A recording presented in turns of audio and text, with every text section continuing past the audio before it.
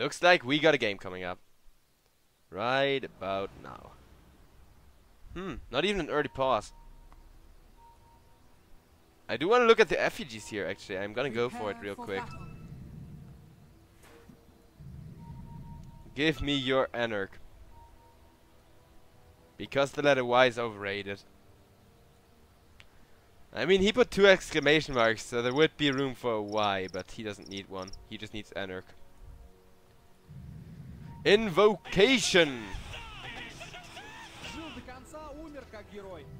We got the typical voice spam. Lord Samseer with a bowing alchemist. Faded on Ekel's vengeful spirit, who is no longer being played, so it's actually a nice little reference there. And my heart for you. Well, that's not a pretty kind heart to give someone. Meanwhile, you know what else isn't kind to give someone? A 4-man gank before the game even starts, and that's exactly what Team Young Minds are gonna give to RRQ here. Killing off Yabby just like that.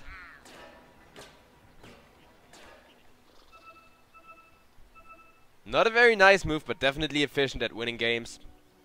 Great start now. A good deal of experience, a good deal of assist gold going around. That's just, you know, it's not all that much, but it's still significant. Rubik, stunned up, could potentially go down as a return kill, will go down as a return kill. I mean, it was still worth it as of now, but the fact that Yabby got that return kill there, the last on that one, could potentially give him a pretty big edge in his middle lane. Since you're bought out before the beginning of a game, or nearly bought out, and you don't lose any gold because you don't get to the gold of the time yet. And now Yabby all of a sudden went from being the first blood to being in a pretty good spot lane-wise. Tinker here is forced to suffer. Meanwhile, we got Xever with the smoke, waiting for that courier to come. Creep wave, perfectly gonna pass, and there he comes. Little Mr. Krabby getting sniped here. One more hit, there we go. Courier has been killed. And 416 is now all of a sudden facing a really bad lane. I mean, Mirana getting that one return kill there is already pretty huge. Now the courier snipe is going to add to that. And this Tinker really not gonna have any fun at this rate. Just says my bad. I mean, I can't honestly blame him because, you know, courier snipes like that do happen. They always will happen. Not, you know, every game, but it's one of those things you cannot always prevent, because once you find a strat to, an example, you know, let the courier take the long way around, have the courier go up here is one option, you know, here between the trees, wriggle up there. Spoiler. Or, okay, wait. No, never mind. No real kills happening here. Clockwork is gonna roam in from behind, but okay, maybe they could actually get a kill here. Never mind that one. A kill dangerously low. Is gonna go down. Clockwork still alive by just a bit, but Necro cannot get in range for the heal still. He's gonna be able to almost kill Xever here, and that's a double kill. No, never mind. The Fairy Fire there saves the Air Spirit for the time being, and Xever about to get out of there. At least for the time being, he's gonna be fine, and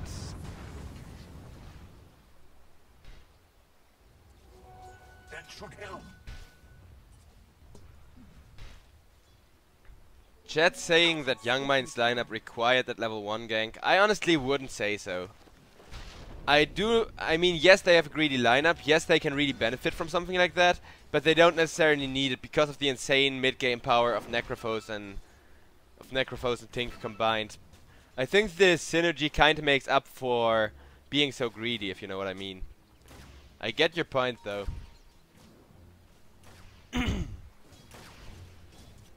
And meanwhile, the game's... Wait, can we have the game quiet again? Okay, because the thing about courier sniping, and the reason why it will always happen, this is the thing I've given a lot of thought by now.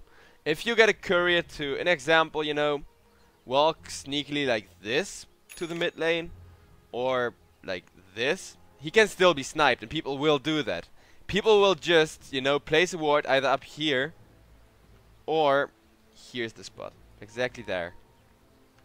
So place a ward there and you will see where the courier is going. Nearly always. If he has to go around, it takes about 30 seconds both ways, so the courier will always be sniped. There is literally nothing you can do about it, no matter how good you are at Dota.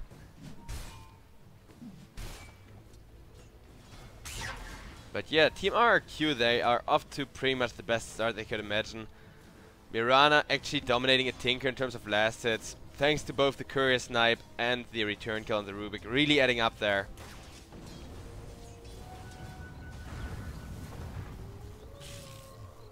Seifer just snatched a rune under the nose of Clockwork. Gotta be pretty proud about that. And 3 runes swinging around for RRQ, just, you know, giving them even more gold net worth. At least Rubik gets a haste in return. Can now secure 1 rune for their team. And guess what else is gonna be secured, or at least at this rate it is. Necro didn't get the wand off there because of the stun. Oh no, he wanted to save the wand for a second, but now he couldn't get that additional healing value. Still had to go use it and it's gonna go down. I mean, it's usually logical to not insta-wand, but wait a second. See if the enemy's still even going on you, because they might just leave you alone, then you can save those charges. But with that stun, it turned out to punish him, holding it there for just a second. Meanwhile, Earthshaker is gonna go down, so both teams still going at it. I hope to see a lot of kills this game, because Young Minds, they're a team I'm completely new to seeing. I don't know what their playstyle is, for all I know. Okay, wait, we actually got the Tinker in a lot of trouble here. Clockwork comes in for the save, but with the Mirana ultimate is gonna make this dive relatively safe, but no, they don't deal enough. There's now Seifer is gonna go down as the Clockwork stuns just barely keep him in tower range for 1 more shot. And now the Tinker's gonna live. I mean, I'm not familiar. Okay, wait. No time to talk here, as we still got Yabby camping the high ground, and oh no, the shrine still gets activated by the Clockwork, who came with to just escort the Tinker there, and Yabby did not think of that. Now has to get out of there with 8 health. Still alive though, getting that additional movement speed to try and get away from the Clockwork, who is... Okay, he doesn't have a rocket actually, so Mirana just gonna shrine up herself. It's gonna be completely fine.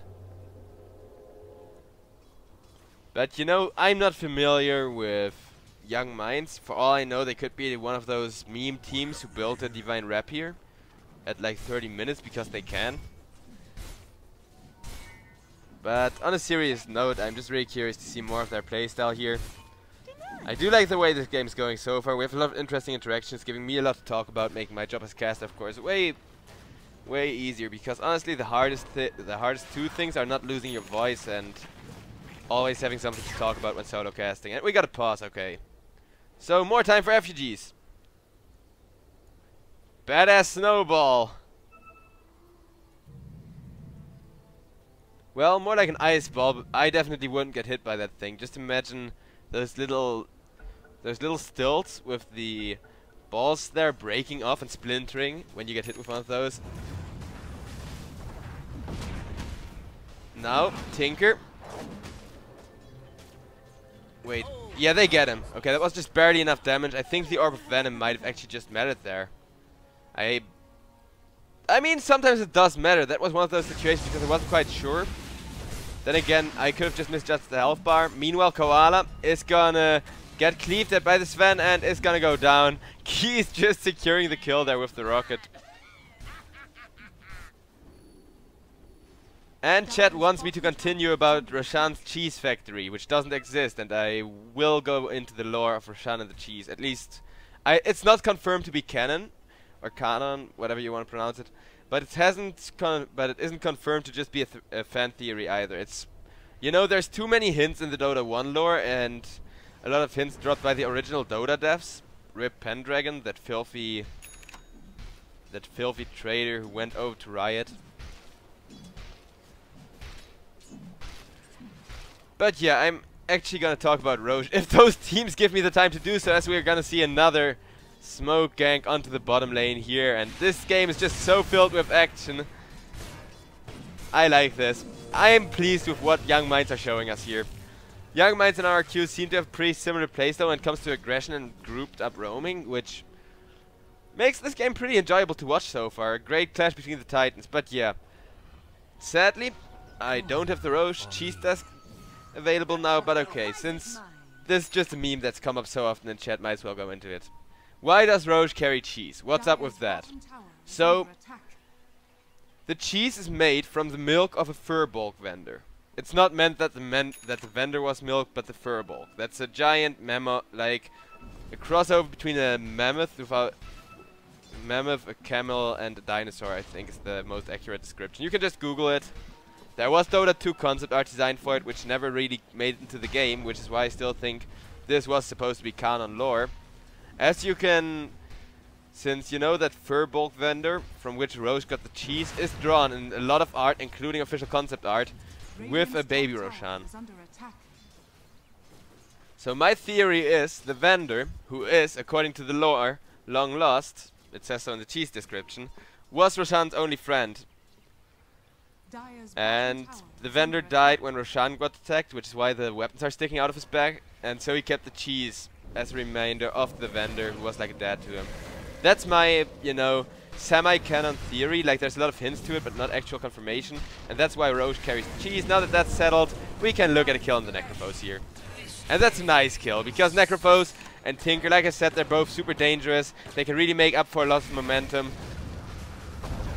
Now Clockwork gonna go down as well, and RRQ, they are in an amazing spot here. Of course, the power spike is gonna get started in about 6 to 8 minutes for Team Young Minds. They still, you know, they're not under as much pressure as it might look like. Necro is gonna become huge in a bit. So will the Tinker. Once Tinker gets the TP boots, Necro is gonna be able to venture out and try to get a couple of kills. That's exact.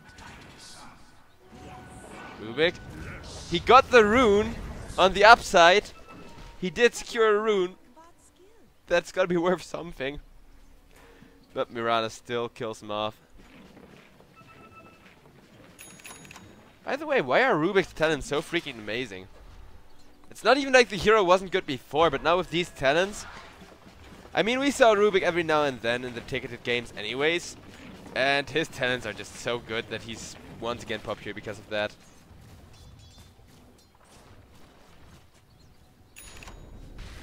Necrophos now gonna go down again.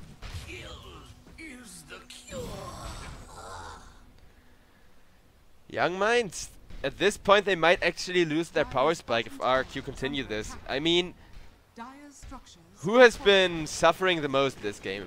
The Tinker and the Necrophos. It's not like they're completely being focused, but they are suffering. And those two heroes are the ones that are supposed to create the space Sven needs. Those two are the ones that can potentially go for, you know, Necrophos one-man ganks, then being followed up by TP boots on the Tinker, and then getting a Reaper Scythe kill like that. And if that gets denied by Necrophos just dying over and over, it could be devastating for the entire game plan of Team Young Minds here. Chat spamming the best smiley in the Smashcast chat. One of the two only reasons to still use Smashcast. I mean, Smashcast isn't bad, don't get me wrong, and I'm not just saying this because they're paying me, because they're technically not paying me. And I have no contract, you know, saying I can't criticize Smashcast if I want to. Okay, no time to talk about that. Once again, we're gonna see a fight. These teams, every time I try to switch topic and, you know, just kill a little bit of time while we wait for stuff like the Earthshaker Blink Dagger, which is coming in at a pretty decent timing. Also, oh, I missed one kill. Gotta admit that. Reaper Scythe kill as well. Smart money.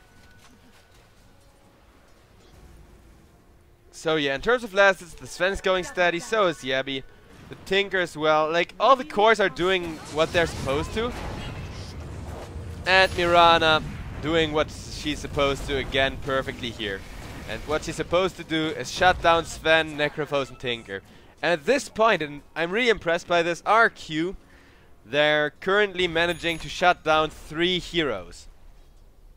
Dire's top tower is under attack. Nice lore about cheese indeed, guys. I want to apply for a job at Valve as lore writer, but then again, you know, there is a lot of controversy regarding Valve and lore writers. I figured I'd just send Gabe in a troll email because I flamed the Dota lore so much. It started as a bit of a meme, but I figure I might as well go for it after the season. Either way, let's get to talk some more about this game. Sven is gonna go for the Echo Saber build, which is of course gonna make farming, pushing easier, also fighting if he gets away to close the gap. With Rubik, with Clockwork, there are plenty of ways. However, he cannot really hit in the cogs without Blink Dagger as comfortably. Earthshaker is gonna live here, which means his Blink Dagger timing is not gonna get delayed, and that was the intention there of Team Young Minds. I mean, that's how you recognize a good captain and a good shot caller. When you ask yourself, okay, who's the closest to getting a really important core item, in this case Earthshaker, and then he gets ganked shortly after. That's how you just know a team knows what they're doing. However, Young Minds, they're still taking heavy casualties. RRQ are still, you know, getting a lot of gold online. However, Payson on the Sven has this one thing going for him, which all Sven's got, and that is, it's a Sven. You can 1v5 the enemy team if you're sitting on the top of net worth by a margin. Right now he isn't though. I mean, it's just a rule of thumb. You can't just say, hey, I'm 1 gold ahead of Mirana, now I can 1v5, but the longer you sit at top of net worth, the higher the chances get you will actually succeed at 1v5ing. And eventually it's just nearly 100% chance, especially with good initiation. But yeah, Payson, he is farming really well. So is Mirana though, which means we might just see one of those Battle of the Titan scenarios where Mirana tries to kite Sven around, tries to leap away, stun him up, especially before he has BKB. This could potentially be Sven's downfall here. Even though I do want to have faith in Sven, it's not always,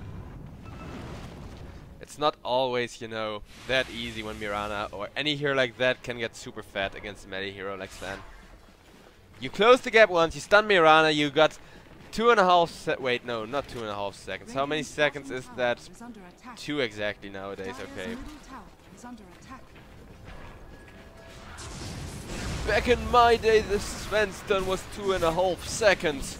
And we didn't have talents, and Blink Dagger still cost mana. Good old times. The Blink Dagger mana cost one of the things. Now that's gone, I really liked it once it was gone in the beginning. But it really did change the dynamic of a lot of heroes more than I think anyone did expect. Ooh, we got a stolen Rubik arrow. This one just gonna hit a creep, not even the right creep. I do hope to see a stolen Rubik arrow skill shot, like a 5-second arrow. It would be so huge. That would just be one of those godly plays. I don't know. Dire's top tower is under attack. Radiant's bottom tower is Okay, we got a push on the bottom tier too. I wonder if Young Minds even feel like they're able to defend this. I mean, they could turn it into a tower trade, but even a tower trade wouldn't be crazy good here. It wouldn't be bad, but you are the late game oriented team. You don't want to lose your towers. Okay, we're gonna see Tinker spam those missiles. There's the skill shot on the Earth Spirit! Can they capitalize off of this? It looks like they can't quite. Nah. That was kinda anticlimactic. I mean, Tinker had to go back because he was out of mana, so I kinda get it. Now Tinker going forward again, trying to still make things happen. Edge Apparition is just gonna teleport out though, and meanwhile, is under attack.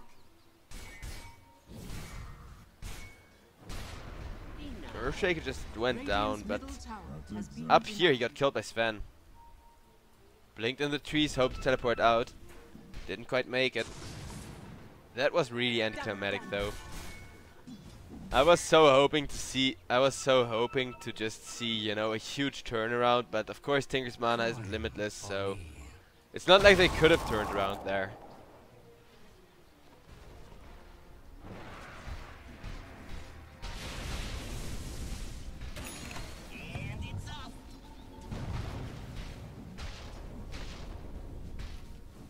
Dire's top tower is under attack.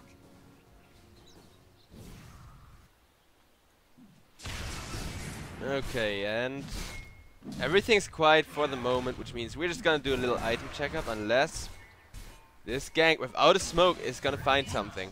And it looks like they will find Sven solo. Chronosphere committed. The damage not quite there. There comes the Edge Apparition ultimate. Okay, now there's the damage. Sven's dead. Clockwork trying to turn this around with a great cogs, and he gets Reaper side, or Earthshaker, I mean, gets Reaper side. Earth Spirit is gonna try and get out of there. Tinker will catch him up. And a logic now, man fighting on EA here. EA is gonna go down, so that's what you get when you share a name with the worst game company ever. Meanwhile, Keys is gonna go down as well. Yabby getting himself juicy double kill, and I mean Tinker can create plenty of space for the 3D lineup, but it looks like, you know, just out fighting and using that insane mid game to scale is not gonna do the trick. You gotta split, push and buy space instead. Wait for Sven to truly become a raid boss tier, you know, 1v5 god, if even possible, to still reach at this point. So, despite only 1k net worth difference, this game's all of a sudden become really hard for Team Young Minds. RRQ, they're not even committing a lot to objectives, they're just getting what they can, like that mid-tier 1 tower. And, you know, not taking any unnecessary risks. What have we here?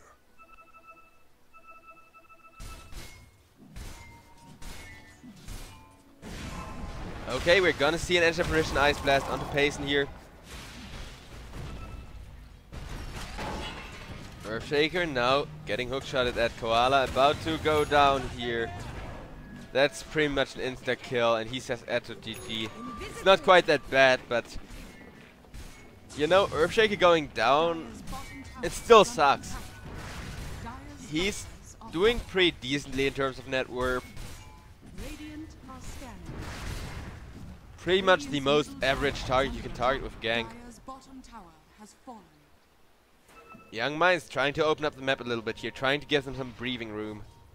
Of course, especially the Tinker, who can get way more farm out of the map. The more towers are dead, and look at that! Illogic just discovers, oh shit, they got vision here. I mean, should be pretty obvious that it is that ward up there. I think no way. Never mind that. Okay, meanwhile we're gonna see an initiation onto a Logic.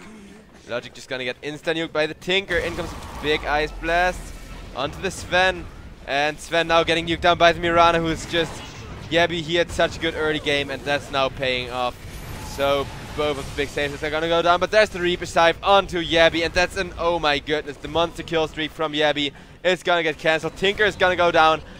So many cores are falling this team fight. Now air kill. Finally not a core going down, as there's no more cores left to focus on the side of RRQ. Well, yeah, Necro could be considered a core at this point. Even though he's not all too fat, he still deals core-worthy damage and core-worthy utility with the Reaper Scythe there. The reason why... wait, okay, no time to explain myself here, as we got Necrophos actually in a bit of trouble. He is gonna manage to live at least a while longer with his flash healing capabilities. Just spamming out the death pools, but they do catch him and they do eliminate him.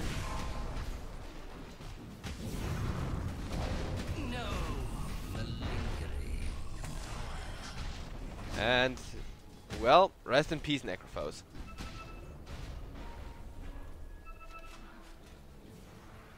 That should help. But what I was thinking here, with the ward here, which got dewarded, I was thinking maybe it could have been a ward up here, or the not too typical but still sometimes popularized ward down here to get vision on the rune. You can place one just right to get like this vision cone. It's pretty good actually.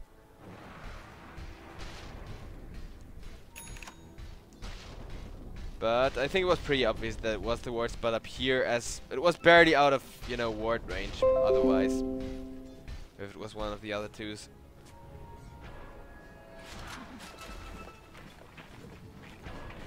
I think we're just gonna go for a bit of an item check up here, and what does that show us? Yabby is fat as hell. Illogic is sitting on a pretty decent chunk of gold net worth, so is Payson though. He's gonna get towards his BKB now that he has Blink Dagger. Tinker is gonna go for his Aghanim Scepter, and like I said during the draft, or shortly after the draft, once you get that Aghanim Scepter online, you're just gonna be able to win teamfights nearly single-handedly, spamming out those rockets or missiles or whatever they are. I mean, it's called heat-seeking missiles, but here it says launches a pair of rockets. Technically, a rocket is a missile, of course, but still.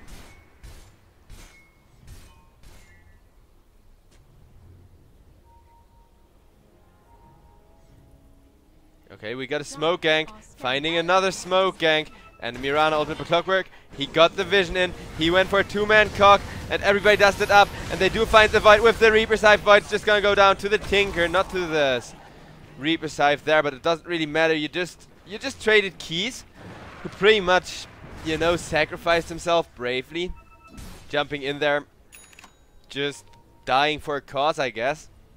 And I mean, he did die for a cause, the cause of killing the Void, which is worth a ton of gold net worth, which really helps you shut down that big scary carry. There's still one scary carry left, of course. And that's a pretty well fed one. Bottom tower is under attack.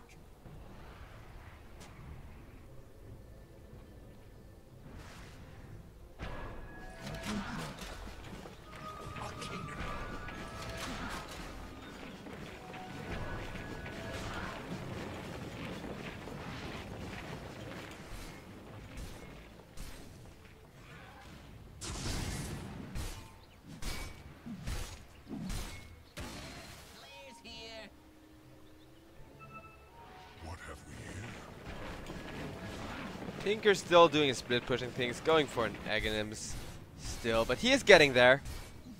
Won't take that much longer for Team Young Minds to actually be able to take full 5-man teamfights without worrying too much about their opponent's lineup here.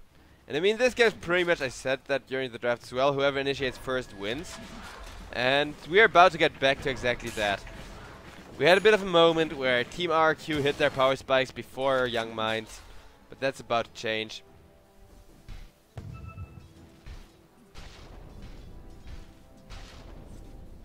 Wait, I think, okay, we got a bit of time here. Let me... No, creep! Why do you ruin the shitty wizard? I want to show the people watching something. Can somebody kindly stand near the side shop for just a second? I need to do a bug thingy. No! Crap. No! Damn, I missed it. I want to show you guys something, but I can't. I will still show you, but not now. Talking some more about the Dota lore and Dota memes. Okay, meanwhile we got a teamfight initiation off with the Magnetized there onto the Rubik. Rubik's just gonna go down. Inconstantial British Ice Blast, but that's gonna get ignored. And oh my goodness, Rubik got denied there by a neutral creep. Meanwhile, Yabby not gonna let Keys deny himself. Nuking down Keys, and that's 2 people just dying while the Sven still needed time and space to farm, and that means we're gonna see the bottom tower go down here. How did I pull the side shop vision trick? There was a way you can select the side shop. You don't even need creeps if I'm not mistaken. I even did that. Yes, I did it. What I want to talk about, because we got a bit of time, the game is quiet, we're gonna wait for the team fights to break loose. This little guy here, that orange one, that is the shitty wizard. It's literally called that. Take a moment, take it in, that little wooden figurine. That's the shitty wizard, and it's a thing in the Dota lore. It's literally a thing in the Dota lore. But initially it was, and I think we got time to go into Dota lore here because, you know, first of all it's solo cast, second of all this game is, strategically speaking, about as interesting as potato salad. Which means it is fun, but it isn't really something very complicated. Okay, we got smoke gank.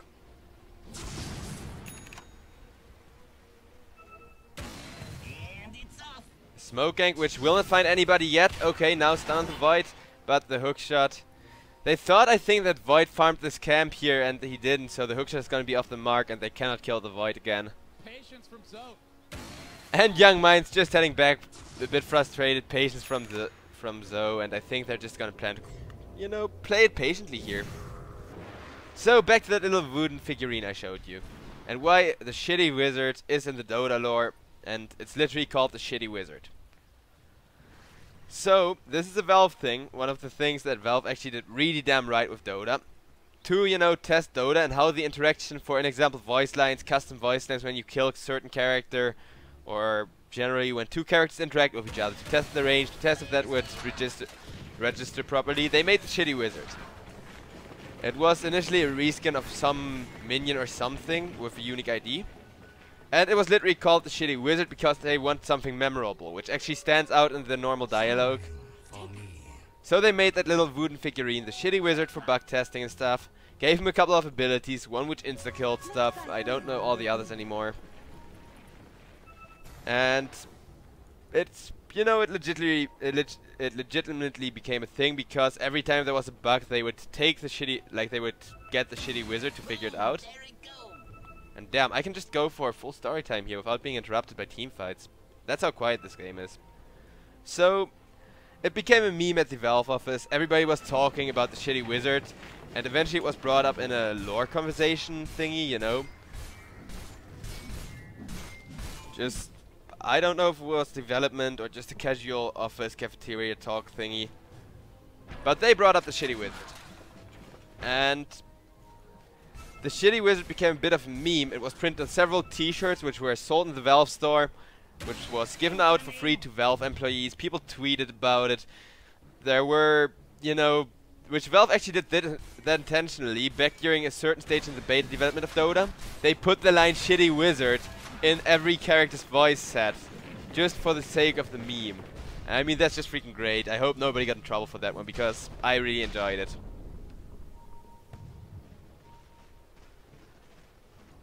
And eventually the shitty wizard became part of the lore. There was legitimately concept art and stuff drafted off of him. And then all of a sudden the meme died when Dota left the beta and nobody had need for him anymore. Bug fixes are now done by comparing to the previous patch, by actually, you know, they got a system up and running for that instead of just doing it manually with the help of the shitty wizard. But it is, lore-wise, canonically, actually a powerful wizard. That's all that we know about him. And he is a thing in the Dota lore. And I want to see Valve do something with that. There we go. That was about a 2-minute rant. And guess what? Absolutely nothing happened in this game. Everybody just farmed up. And that means we're going to look at the items here to see what they've been farming for. And then we're going to see how that translates to a team fight in just a bit. So Sven, he's got Blink Dagger now. He's got everything he needs. I mean, BKB, he hits like a truck. Can blink, stun, ult, and kill somebody instantaneously. He's gonna go for the Orchid build, which is getting more and more popular. It's great against the Void, it's great against the Lina as well, as they're really good at escaping from stuff like the Sven. Gives you a couple more seconds, a couple more like, you get 2 more right clicks off on average on Lina or Void with an Orchid. That is unless, of course, they got a Lincoln Sphere or a BKB. And Void's going for a BKB now. He's got the poor man's anti-mage combo, even though it's actually better than anti-mage in my opinion because of the Chronosphere. Crowd control, the one thing anti-mage is lacking, and you can still burn plenty of mana during the duration. And the Mirana is just gonna finish off a Mjolnir here, which is a huge teamfight item, but that doesn't stop you from being still a bit of a glass cannon. You do have a ton of armor, but your health pool and your magic resistance aren't all that good. Wait, is there a pipe on somebody? Let's actually see that. Nope, there is not. Xever might go for one later on as a bit of a luxury item, but that means Mirana is exceptionally weak to Tinker and Necrophos. But it's gonna hit like a truck with 1,000 tasers glued to it. Just imagine that, being rammed by a freaking taser truck. But yeah, top tier 2 going down. A really good net worth swing for Team Young Minds here. Something they can really put to some good use.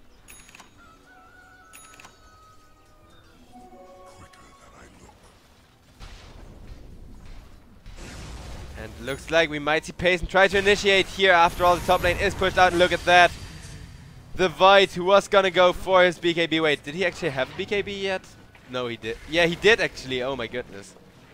That makes that kill so much worse. Because it's actually based on... I mean, of course, Void didn't expect the Sven there. We can't expect him to be a god who gets off the BKB in time. But there was a hypothetical chance for him to get it off and turn it around. Nice little return kill on EA there. And hopefully we're gonna see the... I mean, early game we had a lot of action because both teams want to get the laning stage advanced really desperately. Mid game, like at the beginning of the mid game we had a lot of action. But now we don't anymore, because Team Young Minds, they realized, okay, we're not quite as powerful as we think we are, as we want to be here. So let's just let Tinker do a little bit more split pushing than necessary to make sure we get a better chance of winning this game.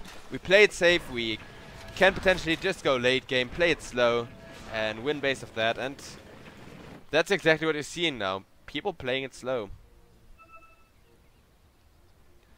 Everybody's forgotten about Roche, which means he can actually focus on keeping the cheese safe. Koala gonna go down.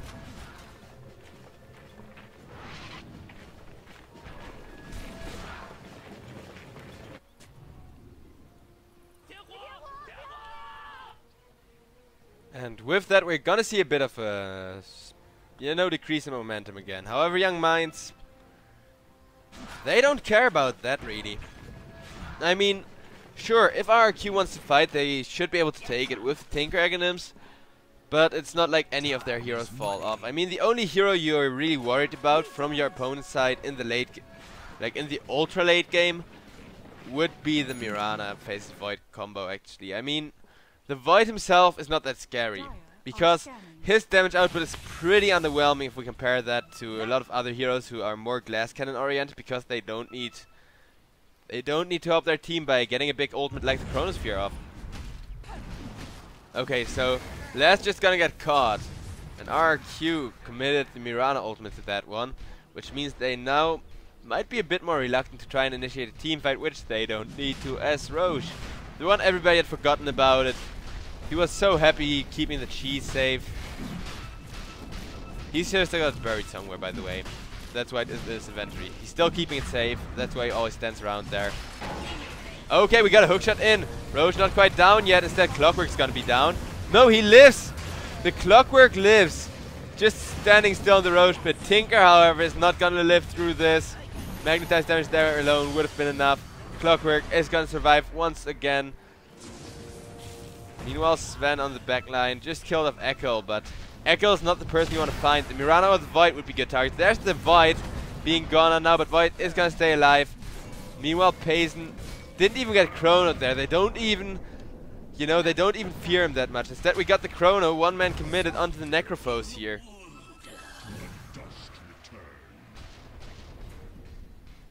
Tinker just says my bad. And I mean, I don't want to blame the Tinker here. He went a bit out of position, but he couldn't expect it to go out of hand that quickly. He just wanted to save Clockwork, which he did. But took a little bit more heat for it than he expected. Mirana, don't be mean to Roshan. Why does everybody hate that guy?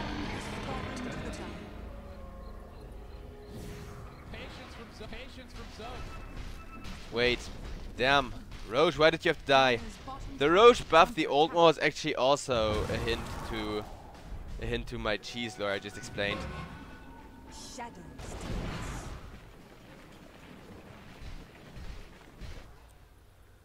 But yeah, Young Minds, they just lost momentum. We still got 10 to 15 minutes till the scaling of heroes will actually matter in this lineup.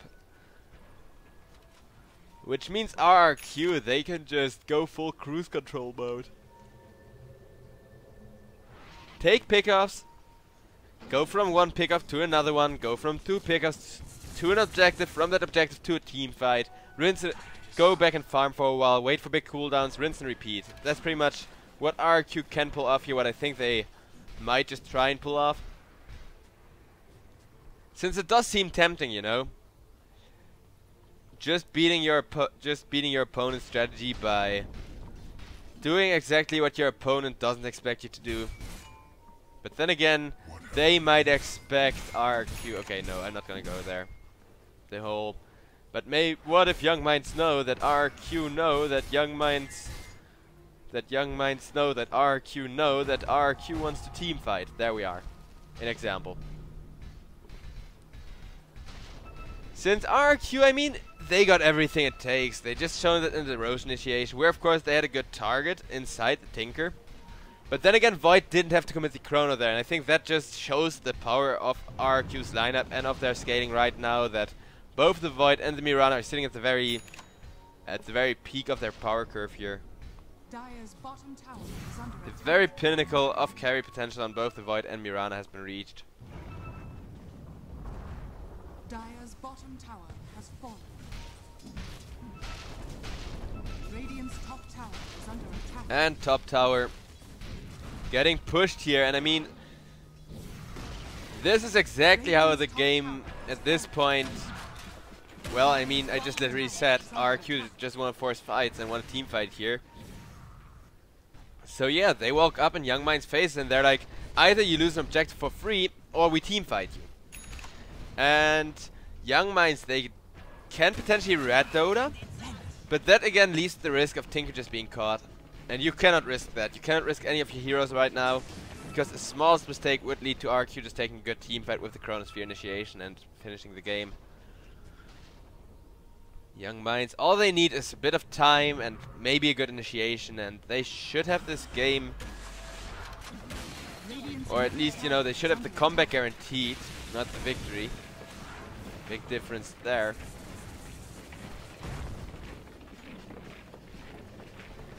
Tinker rocketeering away. I still need to play this hero every now and then. It's so fun to just spam out rockets, especially with the Aghanims. But sadly for Tinker you need good reflexes, which I don't have.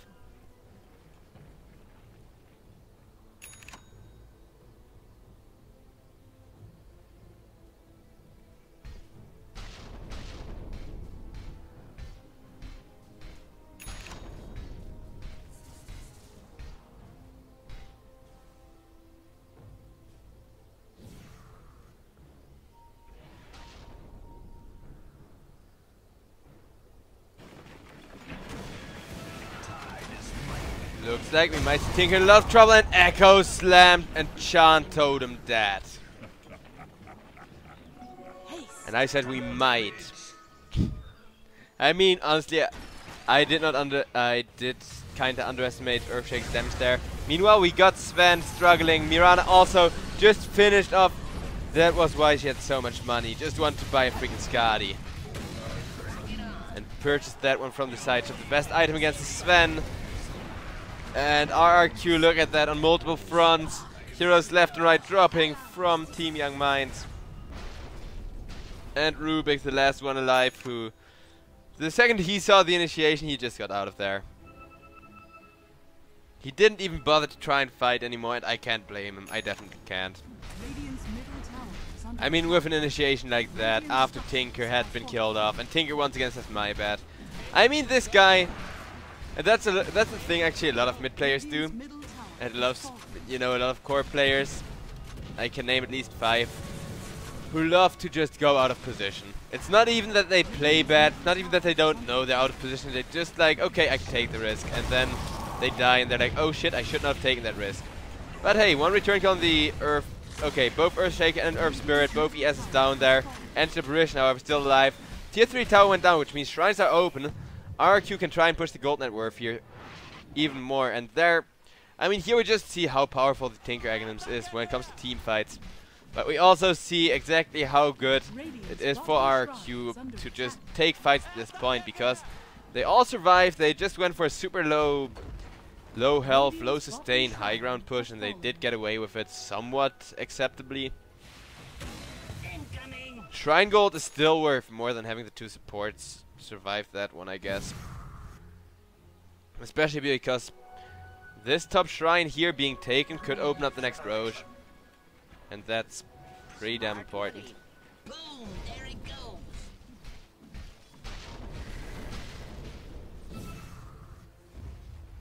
And we got a smoke gank.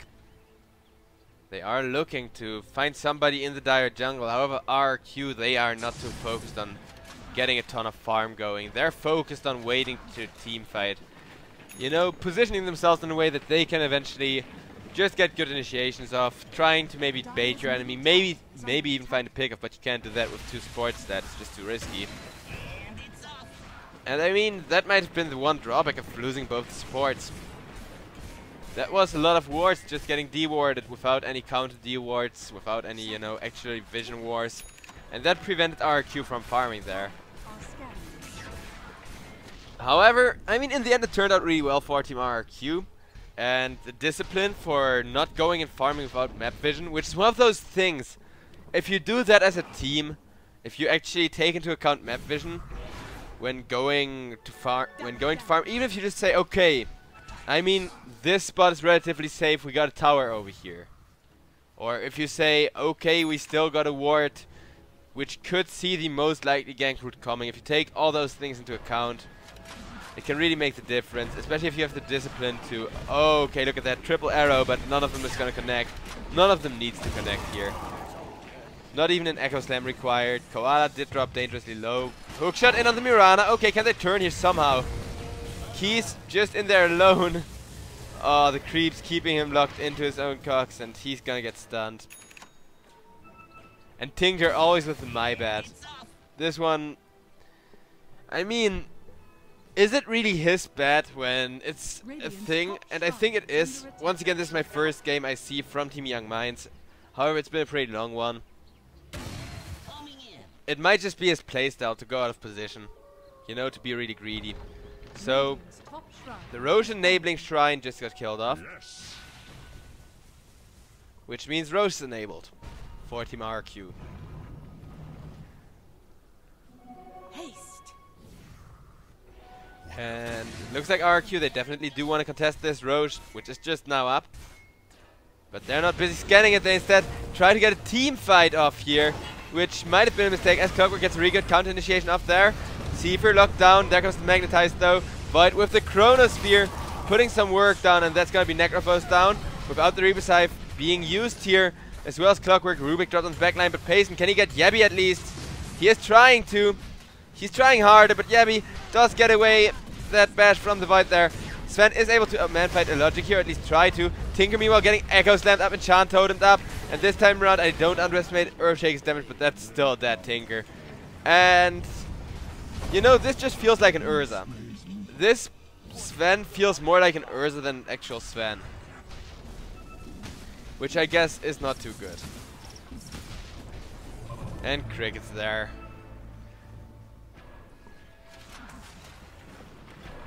Tinker buying back just to defend the base with these the rocket spam. Radiant's middle barracks are under attack.